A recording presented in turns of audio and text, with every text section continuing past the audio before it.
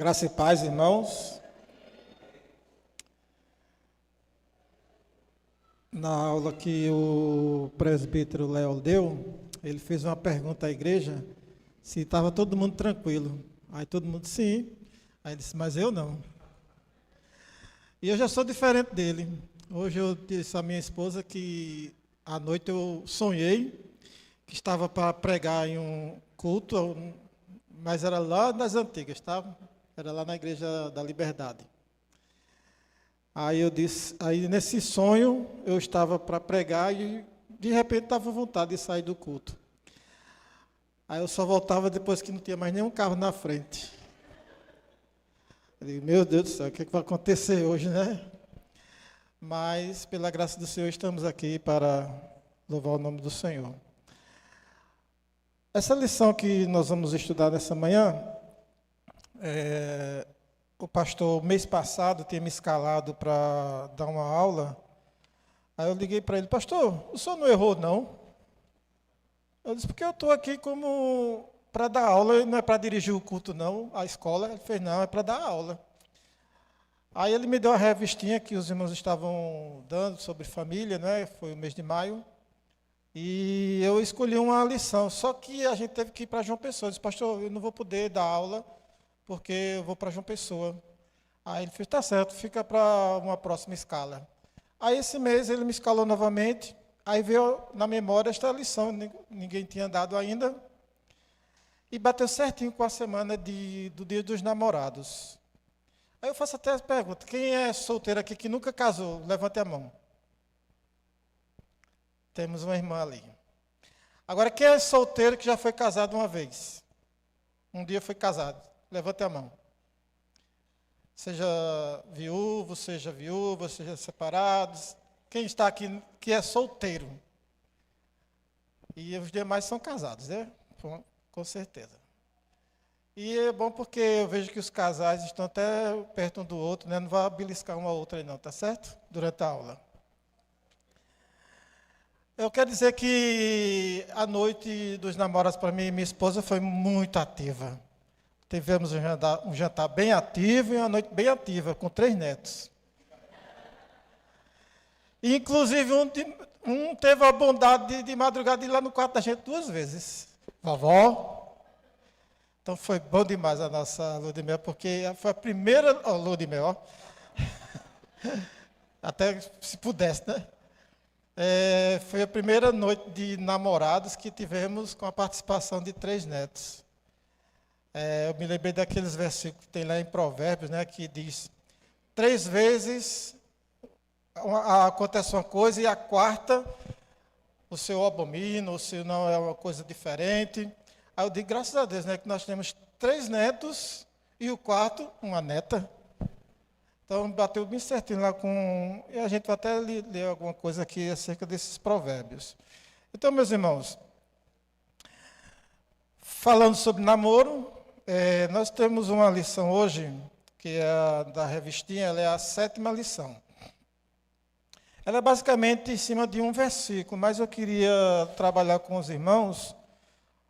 Eu vou trazer sempre exemplos bíblicos, não vou trazer exemplos externos. Eu tentei procurar na Bíblia exemplos que se encaixassem com cada item que nós vamos estudar nessa manhã. E a lição de hoje, ela tem por título, As 5 Forças do Amor. Poderosa, né? Então vamos aprender aqui, através dessas 5 forças do amor, que é não sei se ele é pastor, ele é Cleómenes A. Figueiredo, é o autor desta lição. A gente sabe que nessa revistinha que o pastor tem nos dado, cada lição é um autor diferente, e nessa é esse homem que eu não estudei quem era ele, se alguém souber aí, pode nos ajudar. Então, meus irmãos, as 5 forças do amor. O texto básico dessa lição, para o objetivo da lição, é estabelecer princípios práticos para fortalecer o amor conjugal. Nós queremos falar aqui tanto para os que são casados, como para aqueles que possam estar namorando, que eu acho que não é o caso por aqui, né? Mas os que querem namorar, que temos solteiros aqui, possam ter esta base, né, de ter esses princípios práticos para o fortalecimento do casal. O texto básico está, eu gostaria que vocês abrissem e deixassem aberta, em Deuteronômio 24, 5. Deuteronômio 24, 5. O interessante é que antes desse texto de 24, 5 de Deuteronômio, se fala do oposto de uma vida conjugal. Começa o texto de Deuteronômio falando do contrário, do divórcio. Eu achei interessante que, por que Moisés preferiu colocar primeiro o divórcio para depois falar de casamento, que é do versículo 5.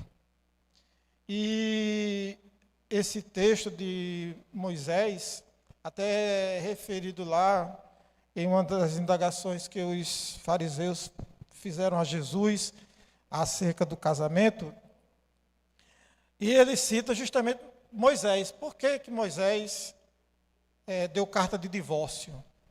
E naquela ocasião Jesus fala que ele deu carta de divórcio por causa da vossa incredulidade. Por causa da dureza do vosso coração foi que Moisés deu carta de divórcio. Aí ele diz, mas eu porém, não é? Ele já modifica que não é por divórcio que a pessoa tem que ter algo no pensamento, mas sim numa vida conjugal e não pensar em divórcio. Até em outra passagem diz que Deus odeia o divórcio. Então é algo que realmente acho que impacta muito uma pessoa quando chega a esse ponto. A perder o cônjuge por causa de um falecimento é natural, até a Bíblia fala sobre isso, é natural que isso aconteça, mas através de um divórcio não é bom que aconteça isso. E assim, ele, nesses 4 primeiros versículos, ele fala justamente acerca de divórcio. E no versículo 5, que é a nossa base, diz assim, vocês podem até acompanhar a minha versão um pouquinho diferente. Se um homem tiver se casado recentemente, não será enviado à guerra, nem assumirá nenhum compromisso público. Durante 1 ano, estará livre para ficar em casa e fazer feliz a mulher com quem se casou. Eu fiquei pensando, eu acho que você um candidato a deputado federal. E uma das minhas propostas vai ser essa. Um homem que casar vai ficar 1 ano sem trabalhar, só amando a esposa. O que é que vocês acham, hein? Será bom assim para os nossos filhos, hein? Eu vou levar essa proposta lá, tá? Mas tá difícil, né? Mas a gente pode dar uma dica. Imagina só.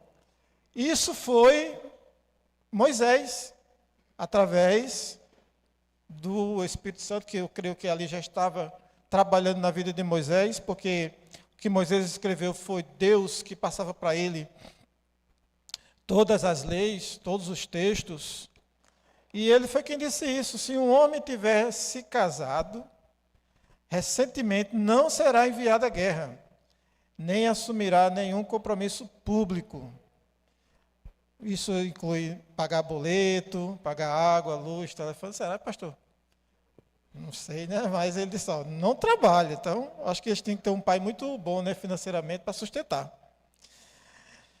Mas é bíblico e vamos ver se os deputados fazem isso, né? Então, baseados nisso, ele vem com os 5 pontos. E eu gosto sempre de, quando fala de casamento, eu gosto de ver lá em Provérbios, que fala, se você Tem alguém ali ainda? Tem não, né? Para ir botando os versículos.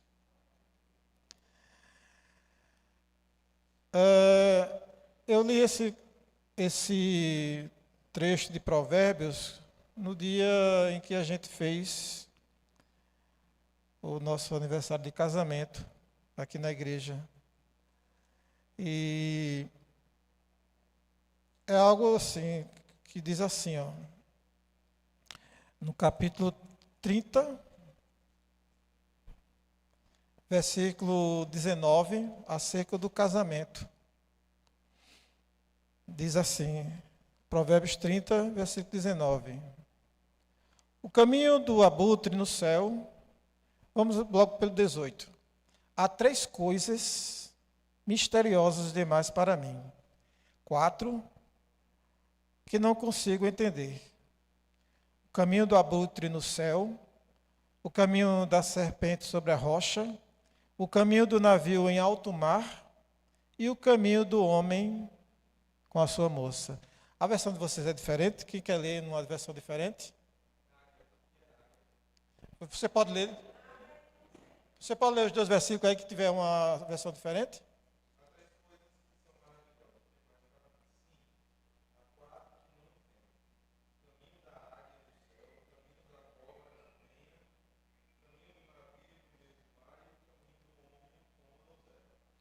Então, os irmãos se lembram aí de quando foi que você teve o contato pela primeira vez com a sua amada ou seu amado?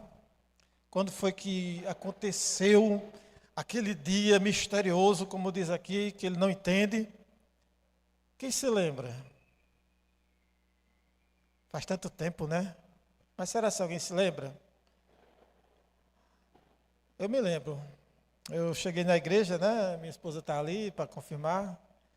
E esse dia foi diferente. Foi um culto. E quando eu entrei, que eu olhei assim para o lado das mulheres, porque na nossa igreja homem era do lado e mulher do outro, né?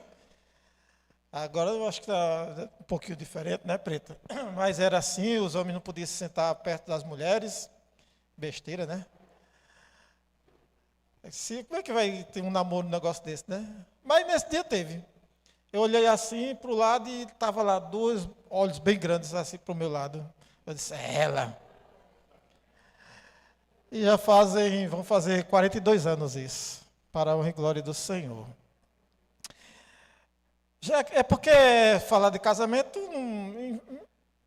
é difícil não comentar o seu próprio casamento, né? Até porque a gente já passou por tantas fases de um casamento e graças a Deus estamos aqui, né? Louvado seja Deus. Então, Gênesis 24, 25, nós já lemos. Aí diz aqui na introdução da lição. O casamento é uma completitude abençoada. A lei mosaica ordenava o marido proporcionar a felicidade da esposa. E em caso de guerra, o recém-casado era dispensado. Por 1 ano deveria durar sua lua de mel. Ó, que coisa boa, né? Pena que eu não tive essa oportunidade. Em Provérbios se diz que um homem deve ser a bênção alegre da companhia de sua amada. Numa figura linda, bebe a água da tua própria cisterna. Abraça amorosamente sua amada. Só a demonstração de amor tornará o casamento um lugar abençoado. Mas, de que modo vocês poderão demonstrar este amor? A maioria pensa que a suprema demonstração de amor seja a sua expressão erótica, sexual. Ora, o sexo deve ser o ápice de uma relação feliz.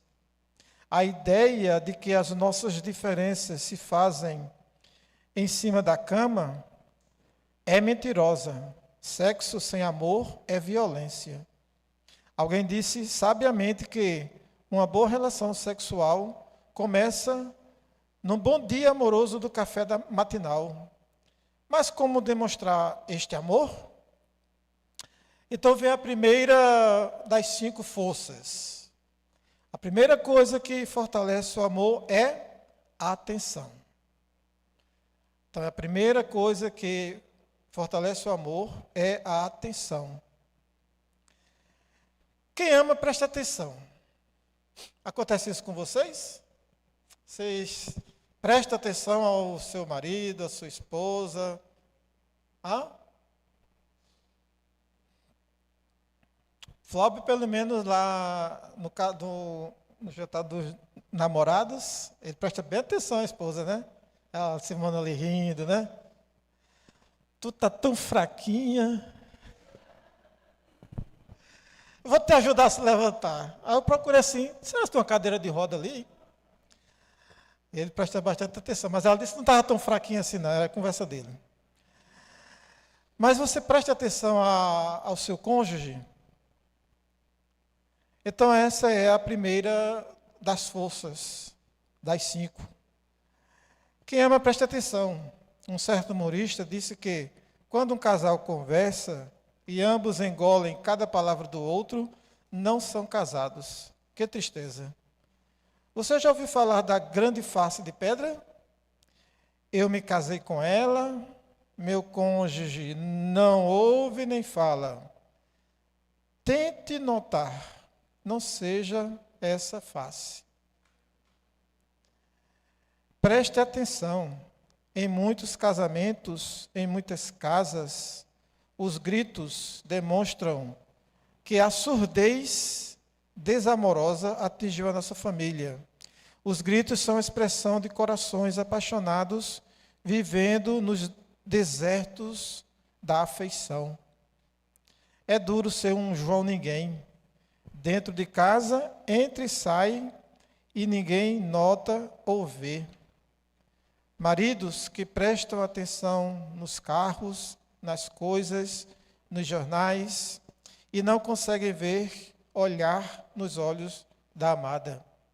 Ela só me nota quando adoeço. Que dia ela faz aniversário? A segunda coisa que enfeita o casamento na administração é o... Aí a gente vai parar um pouquinho aqui. O que é aceitar a atenção? Eu pesquisei e diz, é cuidado, zelo, ato de se dedicar, preocupar ou cuidar de alguém. Essa é a atenção que nós temos que ter no nosso cônjuge. Gostaria que alguém aí, para não dormir, lesse 1 Samuel. Eu disse que ia trazer sempre exemplos bíblicos. Leiam aí, 1 Samuel, versículos 1, 2, 4, 5 e 8. Eu vou dizendo, tá? 1 Samuel, capítulo 1. É uma história bem narrada por muita gente, quando se fala de casamento, de esperança, de fertilidade. É sempre lembrado este texto de 1 Samuel. Eu vou dizendo os versículos, tá? Capítulo 1, versículo 1. Quer achar primeiro? Passa a ler.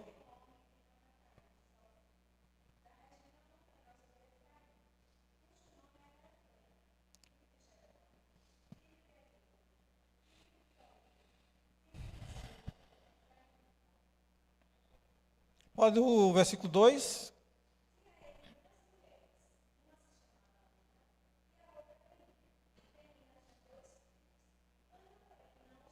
Quatro.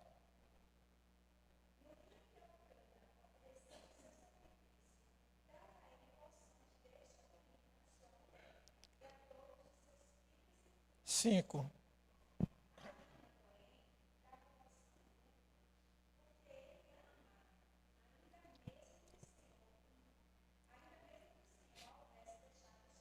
Oito.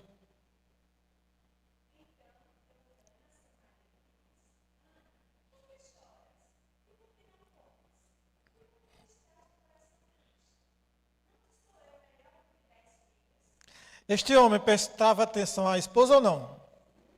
Sim? Muito atencioso. Ele era tão atencioso que tinha duas. Mas, oi? É. Pois é, mas ele não resolveu o conflito. Ele tinha atenção às duas, mas não resolveu o conflito. Que conflito era? Uma tinha filhos e zombava da que não tinha filho. Então ele prestava muita atenção, tanto é que ele disse, Ana, eu não sou melhor do que 10 filhos? Ó, que camarada bom, né? E ela, acho que de jeito nenhum. E ela orava. E Deus concedeu a ela a sua petição, como tem mais à frente. Ela foi humilhada pelo sacerdote, ela foi depois reconhecida, ela foi agraciada e ela teve o filho a quem chamou de Samuel. Então, essa é a atenção ao seu cônjuge, de que como ele está, o que está acontecendo, se está alegre, se está feliz. Dizes de que quando você conhece muito a pessoa, até a feição do rosto você já sabe o que está acontecendo. É como uma criança quando olha para o pai. Se ele vê o pai rindo, ela vai ficar satisfeita, mas quando o pai ou a mãe muda de cara, ele já sabe, tem alguma coisa errada. Não é? Quando a gente realmente educa os nossos filhos para, não como o mundo ensina, mas como a Bíblia ensina, para o bem deles, os pais têm que ensinar e às vezes até admoestar e até mesmo disciplinas, por causa do amor que os pais têm para com os filhos. Então esse é o exemplo que eu trouxe pela atenção em um casamento para que possa ter essa força de amor. Aí no finalzinho diz, a segunda coisa que enfeita o casamento na administração do amor é a aceitação. Uma das necessidades básicas do indivíduo é ser aceito, é ter seu valor especial. Após alguns anos de casado, ou meses, acontecem em muitos pares as descobertas dos seus defeitos. Eu não conhecia você direito, você é tão diferente. Aí vem a tentação de mudar o cônjuge. Esta tentativa inútil, o máximo que faz é, muitas vezes, lançar o outro nos braços estranhos. Aceite. É uma graça que Deus nos deu. Quando uma pessoa não aceita a gente, fica difícil agradá-la. Ela fica distante. Quando há aceitação, há amor. Como é fácil achar defeito nos outros. E é um abismo sem fundo. Um defeito puxa o outro.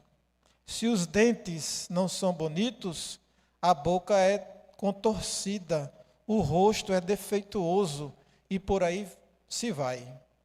Para quem aceita, até os defeitos se transformam em virtudes, mas o casamento fica forte quando a demonstração de amor se manifesta, que vai ser o próximo ponto. Aceitação é a ação e o efeito de acolher, aprovar ou consentir com algo. Outra pessoa vai ler Gênesis, capítulo 24, versículos 15, 16 e 67. Eu gostaria que fosse um homem agora. Foi uma mulher, agora fosse um homem. Gênesis 24, versículos 15, 16 e 67. Versículo 15, quem achou? Um dos homens.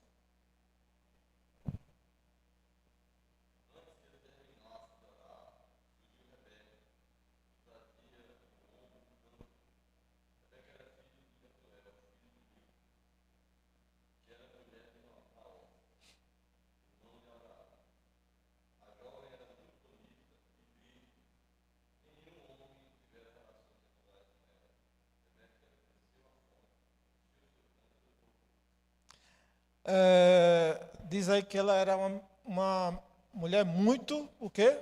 Bonita. Guardem isso aí. Versículo 16. Você já leu 16 também? 15 e 16? Então leia o 67.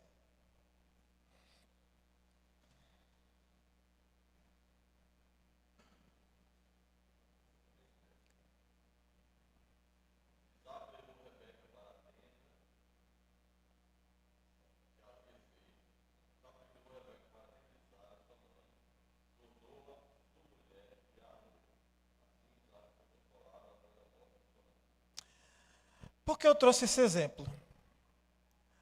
Ele poderia não ter aceito. Ele não foi atrás, ele não paquerou, ele não namorou, ele não noivou. Ele apenas aceitou. Por que ele aceitou? Quem fez todo o arranjo para essa mulher chegar até Isaac? Quem foi?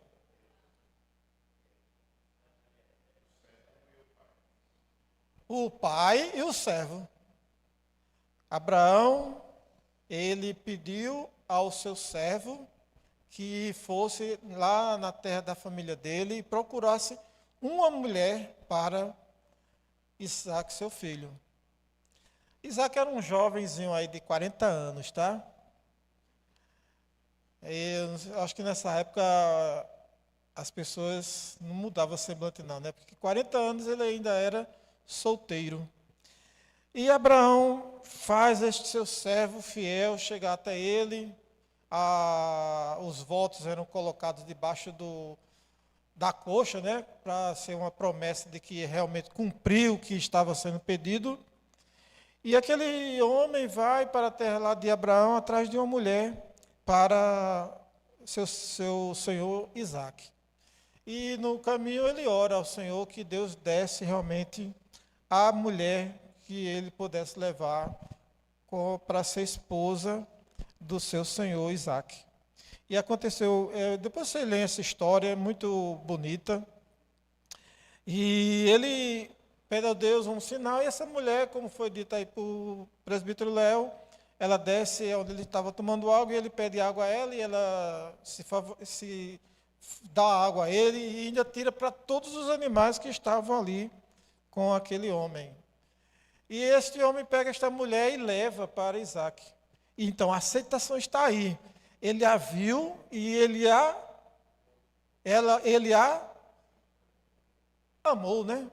Assim que viu, ele a amou e levou para a sua tenda. E o coitadinho estava lá sofrendo a morte da mãe, né? Eu acho que a partir dali esqueceu a mãe, não foi? Amém, né? Então, essa é a aceitação, é você aceitar. Você não foi programado para estar aqui agora com a sua esposa ou seu esposo do seu lado. Você um dia aceitou. Você não sabe nem como nasceu, de que forma foi criada, você vai descobrindo depois, mas simplesmente você aceitou. E esse momento de aceitação é uma das forças do amor.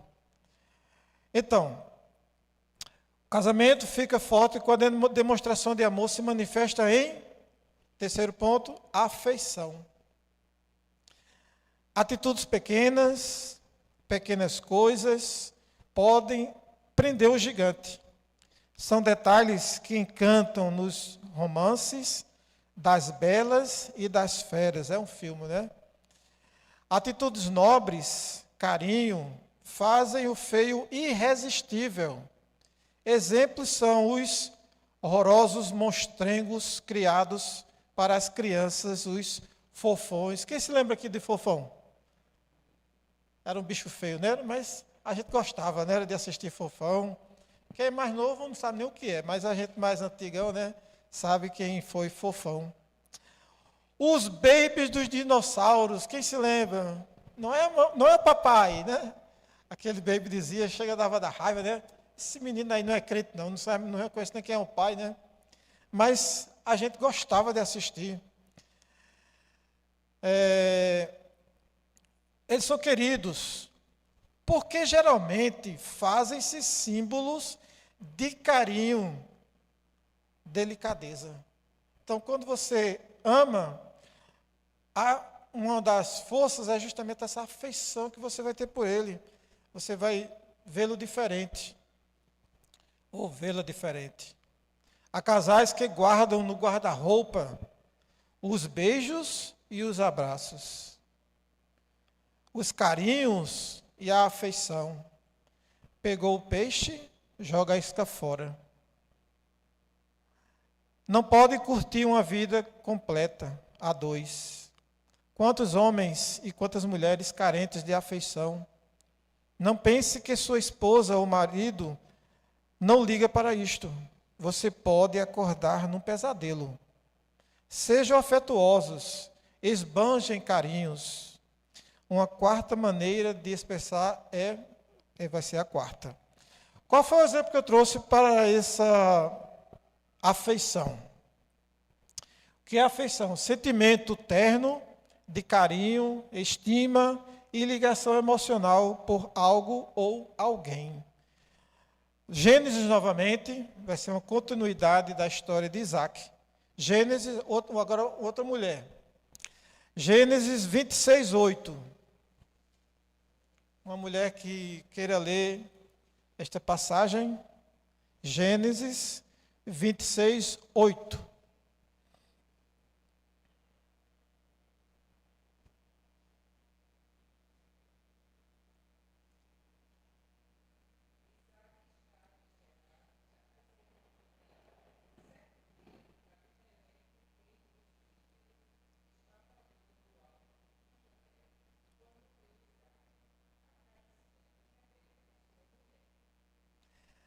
Tu pode ler mais alto, Gil?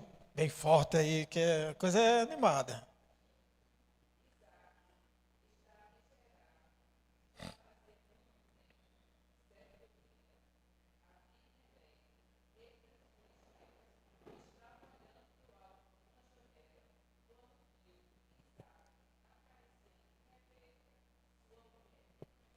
Eles estavam o quê?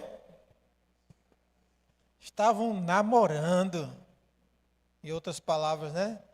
A carícia de um casal casado. Agora, isso, o que chama atenção, não é o fato que eles estavam se acariciando, é que Isaac tinha mentido. A mesma mentira que o seu pai usou alguns capítulos antes. No mesmo lugar e talvez até para o mesmo rei. Você depois compare com, não sei se é o capítulo, é uns capítulos antes deste capítulo 26. Abraão mentiu e Sara foi até levada para o harém do rei.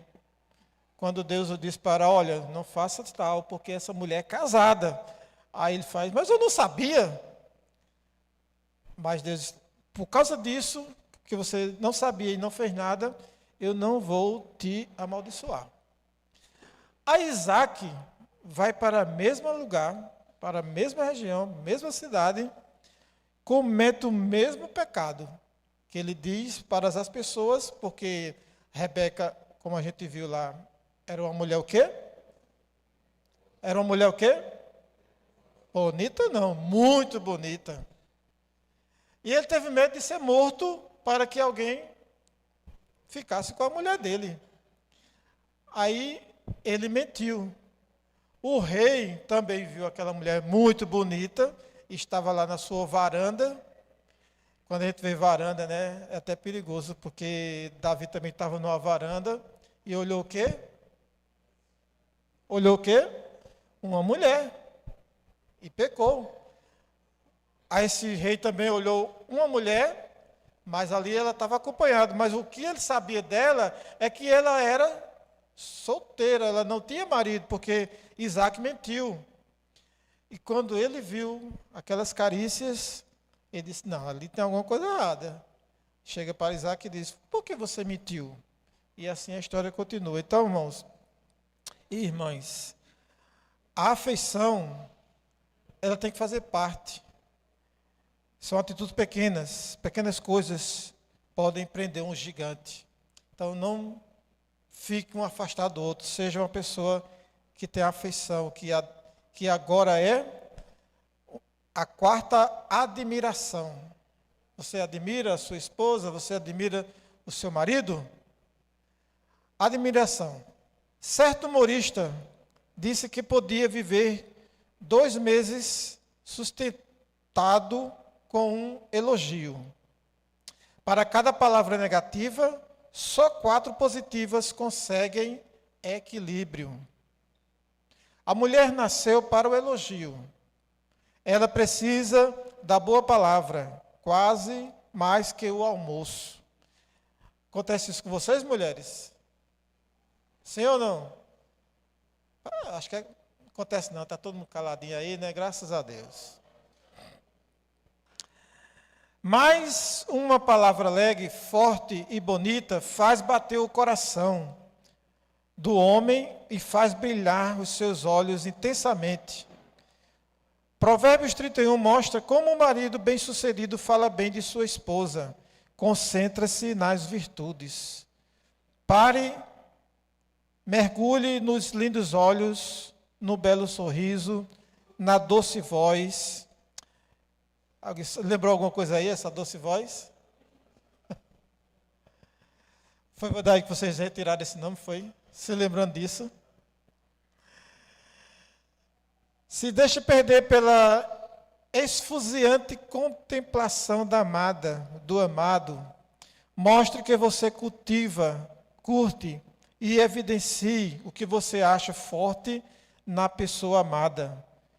Se você não admirar o que é seu, o que acontece?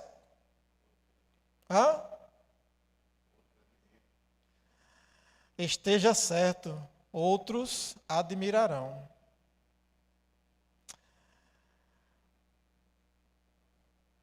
Então vamos ler em Provérbios, onde fala aqui, Provérbios 31, abram aí. Admiração, sentimento de encantamento, apreço e respeito profundo por algo ou alguém. Provérbios capítulo 31. Vamos ver onde está a admiração aí nesse texto. Vamos ler os versículos. Vou pedir para um homem e uma mulher ler, tá certo? Todos achem aí o capítulo 31. Agora leia sempre quem não leu já, tá certo? Para todo mundo ter uma oportunidade. Provérbios 31, versículo 10. Quem lê primeiro, depois vai ser o sexo oposto, tá?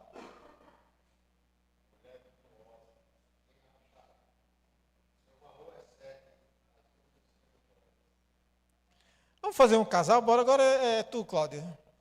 Tu vai ler também, Cláudia. Já que foi a Tarcísio, vamos botar o esposo e a esposa ou vice-versa, tá? Versículo 11.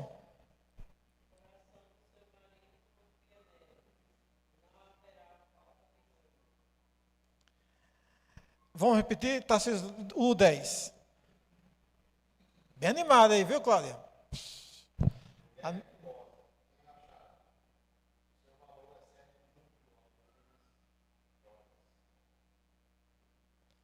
O 11, Cláudia.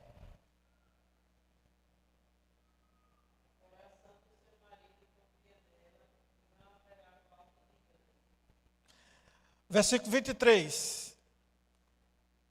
O homem que lê, ou a mulher, que seu cônjuge estiver aí pertinho, lê o versículo seguinte que eu vou dizer, tá? Versículo 23.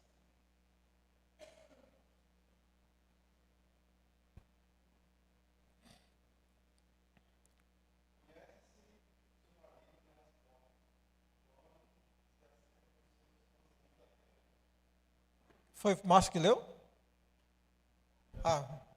Agora sua esposa, leu o versículo 28.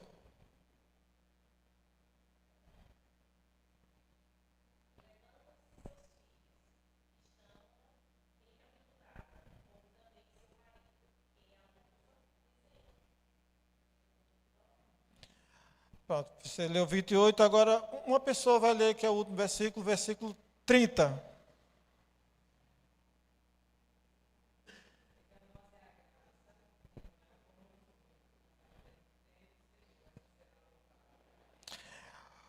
O interessante é que a admiração aqui, ela é reconhecida. O homem reconhece, se admira do que a mulher faz, não é isso? A mulher se admira do que o homem faz.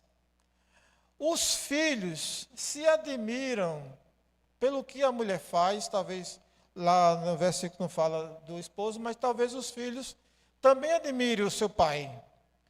E o versículo 30, os de fora admiram a esposa e o esposo. Então vejam que a admiração, ela se espalha. É entre o casal, é entre os filhos e é entre as pessoas que os veem no trabalho, na vizinhança. As pessoas vão saber que ali há um casal que se amam, que busca um ao outro. Eu acho muito interessante essa história de Provérbios, porque certa vez uma jornalista, ela passou a ser crente e ela foi convidada pela igreja de Pinheiros a um culto festivo, não sei se era festivo ou se era um seminário, para mulheres. E eu estava até assistindo com Rosângela, a gente vinha assistindo as palestras, e nesse dia essa mulher,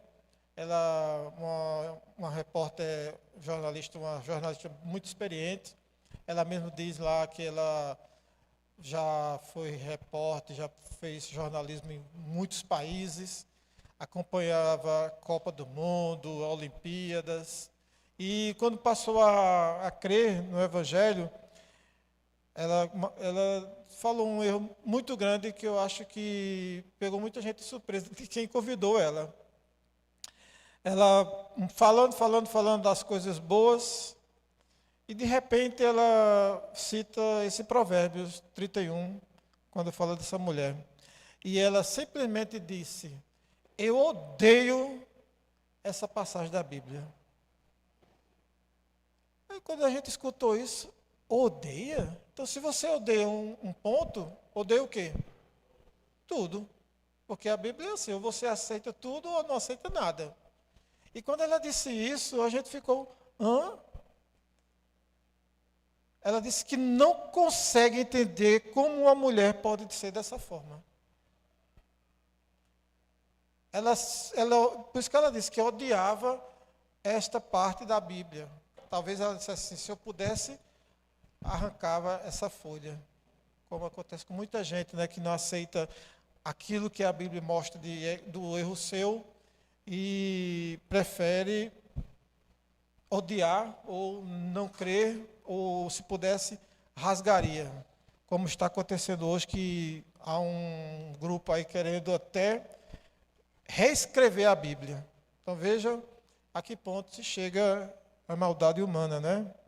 Então essa mulher, eu creio que nunca mais vai ser convidada, nem pela igreja de Pinheiro, nem por qualquer outra igreja que tenha escutado aquele negócio, que ela simplesmente disse isso, eu odeio, porque eu não entendo que essa mulher existiu. Tipo assim ela falou. Mas se está na Bíblia, é para a gente crer e obedecer. Louvado seja Deus. Então, depois de atenção, aceitação, afeição, admiração, quinta e última força do amor é a atividade. A vida a dois deve ser interessante também. Depois que vêm os filhos, parece que o tempo desaparece. E fazer alguma coisa juntos fica difícil. Procurem estar juntos para atividades alegres só a dois. A gente que é casado deve procurar enamorar-se sempre. Ir à igreja juntos, aos parques, fazer um passeio. Procurem atender ao prazer do outro. Sejam amigos. Isso não pode deixar de acontecer, né? Eu me lembro que nós vamos fazer em agosto 38 anos de casados. Então a gente já passou por um bocado de fases, né? De um casamento.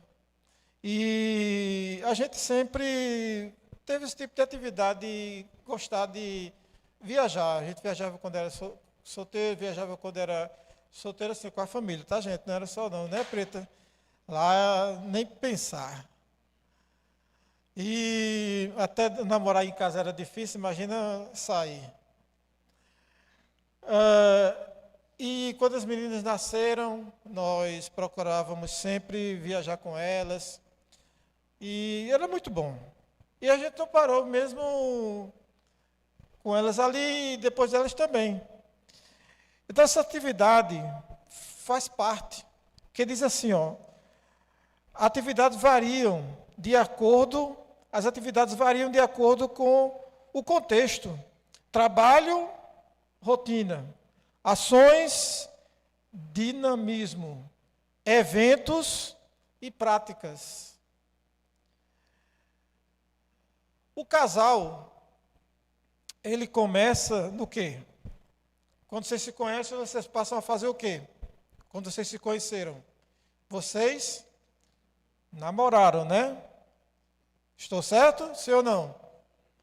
Mais forte? Quando vêm os filhos, vocês continuam namorando? Sim ou não? E quando os filhos se vão, vocês continuam namorando? Sim ou não? É só para quem está nessa fase, né, pastor? Por isso que o silêncio. Sim, eu vou dizer bem forte, né? Elogio também, né? Pastor Flauber. Pastor Flauber ainda tem alguns penetas dentro de casa, né? Tem alguns que estão lá para... Epa! Eu e Rosângela já estamos sozinhos. A não ser que vê os netos, né? Numa noite de dia de namorado, né? E ainda acorda de madrugada. Vovó... Mas é atividades, nós temos que ter esse tipo de coisa dentro do casamento. Para quem está com filhos pequenos aí, é difícil. É criar, educar, dar atenção, principalmente a mulher para o esposo, né? Que a mulher passa o dia todinho cuidando da casa. Eu tenho que dizer isso com muito cuidado, né? Porque o povo não quer mais que a mulher seja dona de casa, né? Cuidando da casa, cuidando de filhos, o marido trabalha fora, chega, quer alguma coisa da mulher, a mulher, eu estou cansada, né?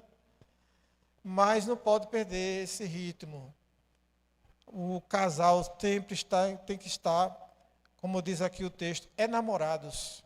Se você for prestar atenção a Provérbios 31, diz isso, que,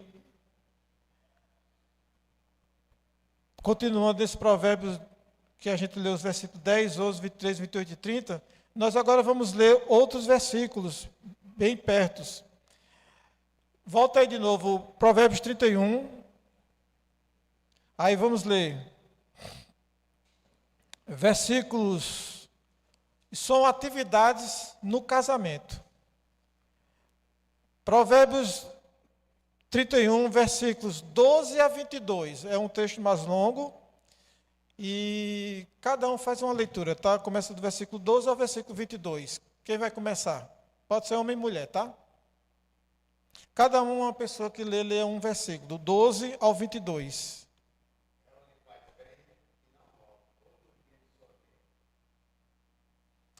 13.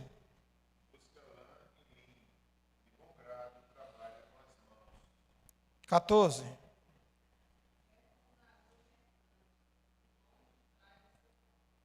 15.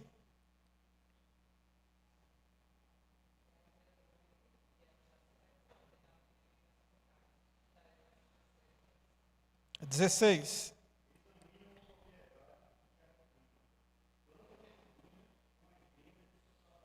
17.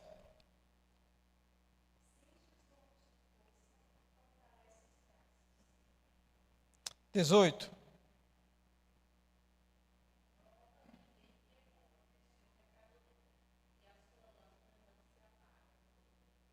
19.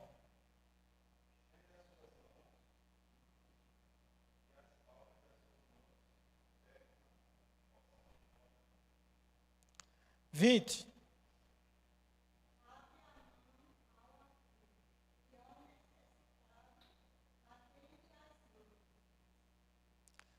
21.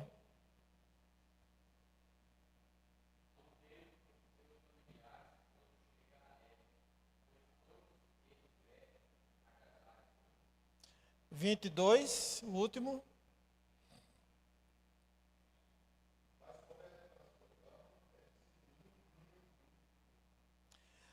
Todos esses versículos que vocês leram, se referiu a quem? Muito bem, só se referiu à mulher. E onde é que o homem entra nisso, né? Será que só essas virtudes é só no homem? Agora, o versículo 23, um homem lê aí. 23.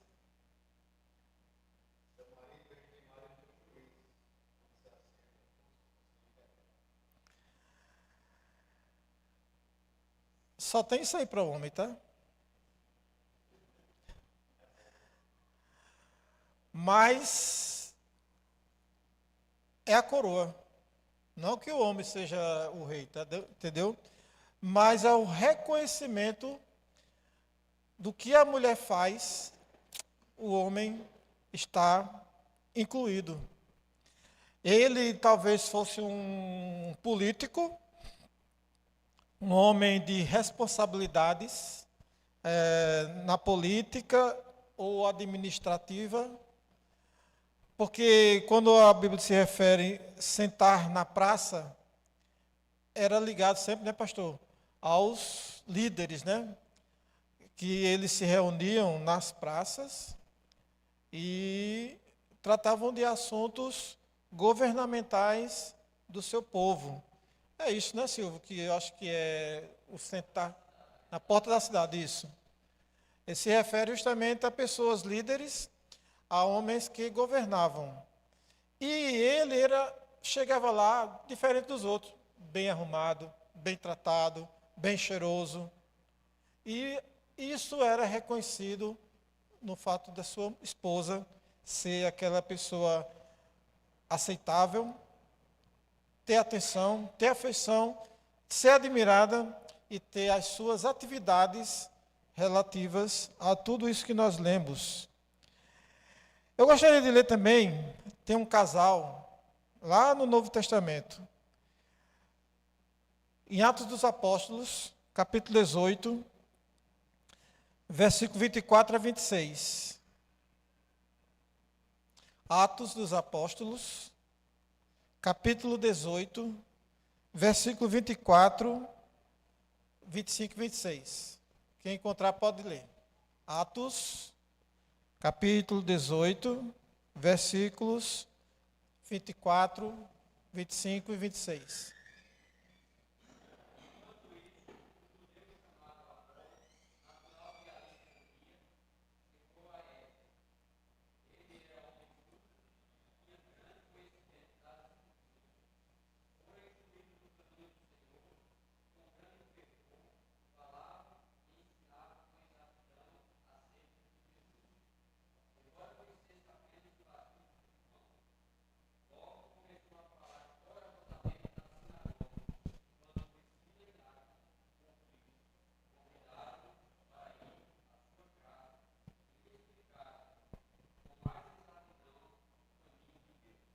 Amém? Então é a história de um casal que eram frequentes na igreja e conheciam muito bem acerca da palavra do Senhor.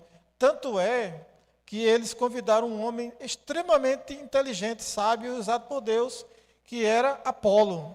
A gente tem um Apolo aqui, né, na igreja? Só falta crescer para se tornar esse homem poderoso nas mãos do Senhor, né? Mas nós temos agora um Apolo aqui na igreja. E este homem chegou naquela cidade onde havia esse casal, e falando muita coisa, eles perceberam que faltava alguma coisa na vida do Apolo, que eles precisavam ensinar. E o chamaram para a sua casa, e lá eles ensinaram acerca de como ser usado por Deus através do batismo no Espírito Santo. Aí até que aqui tem as polêmicas, né, Silvio, em relação a ser batizado no Espírito Santo ou não ser batizado no Espírito Santo. Mas Apolo, nós sabemos que para pregar o Evangelho, para crer no Senhor Jesus Cristo, é necessário ser batizado, como Jesus ensinou lá a Nicodemos, não é? Todo aquele que é servo do Senhor é batizado no Espírito Santo, porque sem isso não tem como se pregar o Evangelho. E aquele homem era um pregador do Evangelho. Então, se ele era cheio, agora ele não entendia basicamente a distinguir entre o batismo que João praticava, que era o batismo nas águas ou na água, é simbólico, tanto faz a pessoa ser batizada nas águas, como muitas igrejas fazem, por imersão, né? E com aspersão, que é o caso da nossa igreja, que é molhar a cabeça da pessoa. Só o pastor Flávio, que no primeiro batismo ele quase matou a criança afogada. Ele pegou essa mãozinha dele, tá, na criança, que o menino ficou, não foi, pastor? Ariel. O pastor quase matava uma criança aqui afogada no batismo dela. Mas é simbólico. E ele sabia, e ele era um homem cheio do Espírito Santo, senão não seria bem um pregador do Evangelho. Mas precisava de aprender mais alguma coisa, e ele mostrou também que ele era submisso à vontade do Senhor em aprender.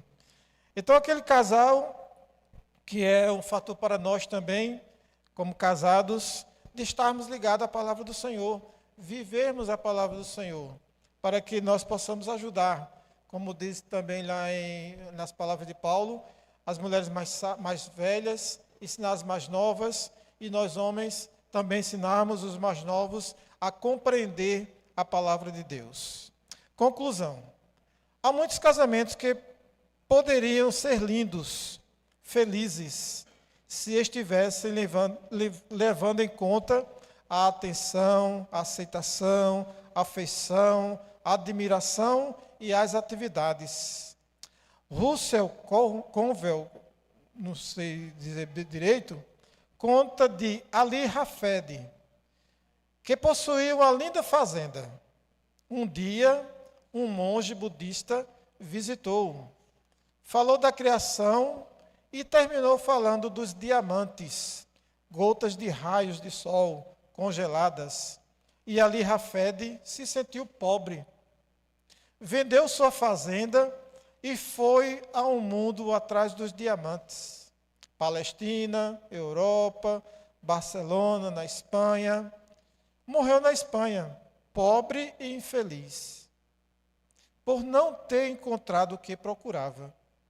O homem que comprou sua fazenda descobriu as minas de Golconda, os mais lindos diamantes do mundo.